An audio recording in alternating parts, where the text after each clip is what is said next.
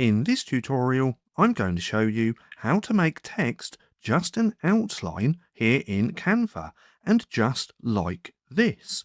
Now, once we have our text, all we want to do is simply click onto that. We're going to come up to Effects, up the top in the toolbar just here, and then we're going to come over to the left-hand side and use this effect called Hollow. Now, if I click on there, we can now see that this text is just an outline.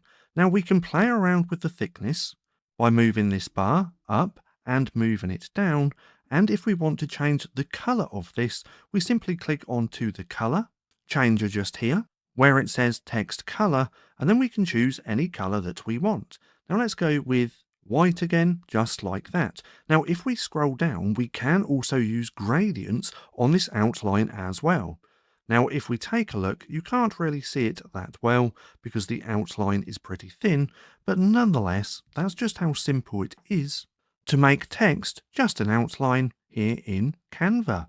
Now, if you found this video helpful at all, then please consider giving me a like, as it really helps out the channel. And if you're not too sure what to watch next, well, click right here and watch this playlist packed of Canva tutorials.